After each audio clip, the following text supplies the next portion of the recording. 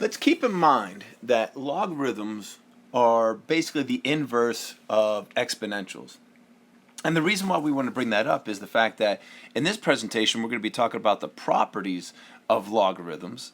And in understanding the properties of logarithms, sometimes it's better for us to kind of reflect back to properties of exponents. And you're going to see some similarities here with the logarithm properties that refer back to properties of exponents. So let's go ahead and kind of take a look, and let's do so by looking at the first property. The first property says the product property such that any log base b of some m multiplied by n can be rewritten as log base b of m plus log base b of n. Now, let's kind of digest this for a second, or maybe just pick it apart a little bit. What this is basically saying is that if I have, let's just say, log base 7 of 5, and I have a log base 7 of x, that I could actually rewrite this statement as log base 7 of 5 times x. Or in other words, 5x.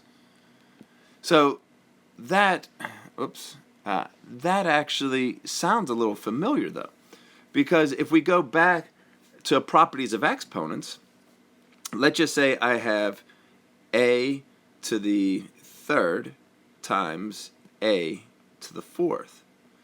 This is telling me that if I'm multiplying, I can add the exponents to get a to the seventh. Well, this is basically saying the same thing for the exponential, such that if I see multiplication, I can rewrite it as adding two logarithms. So we see that little bit of a similarity to the properties of exponents.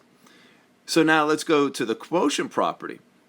And if we kind of relate it back to exponentials, if I go and think about exponents, let's say a to the seventh divided by a to the third, I know that if I'm dividing and I have the same base, I can subtract the exponents and get a to the fourth.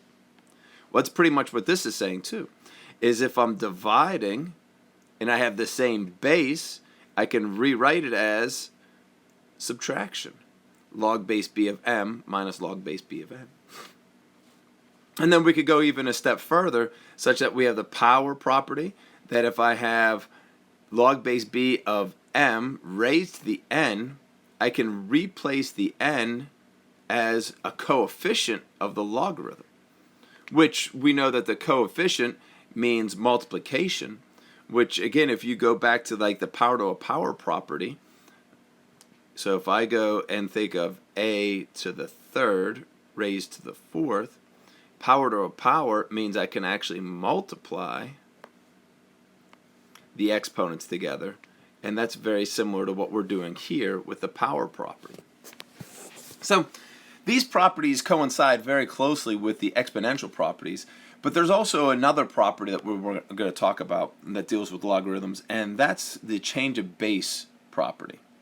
All right. So the change of base property, or the change of base formula, can be a little bit intimidating to look at, but it basically says this: if I have log of some base value c, then I'm trying to evaluate a, I can actually rewrite this as log base a divided by log base b of c.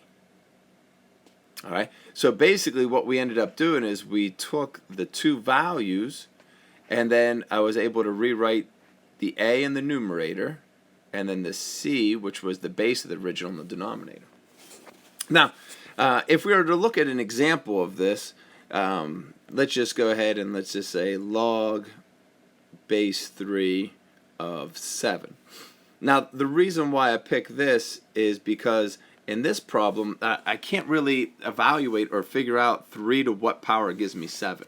I know it's greater than 1, less than 2, because 3 squared is 9, but I don't know what the actual value is. So what I could do if I wanted to is I could just use the common log and say common log of 7 divided by common log of 3. That looks a little bit low, so let me just... And now from here, I could actually go to my calculator and I'm going to go ahead and know that I have the log button on my calculator. So now I'm going to say common log of 7 divided by common log of 3. And that gives me that value of 1.77, which we approximated at the beginning because we knew it was greater than 1 but less than 2. Now what's neat about the change of base theorem is I didn't have to use the common log. I could have used the natural log of 7 divided by the natural log of 3. And you could see that I get the exact same value, which is basically proving the change of base theorem. I can actually go a step further here, though, because with the newer calculators, you can actually calculate log base. So it will actually do this for you. See how it says log base? And now it's going to allow me to change the base. So I'm going to change it to a 3. And then I'm going to be evaluating the 7.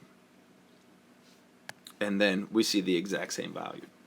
So whenever you have to evaluate logarithms, we now have 3 strategies, and of them, I would say the last strategy is probably the most simplistic form of actually evaluating a logarithm with a different base. But in summary, we have the change of base formula or property for logarithms, and then also we're going to be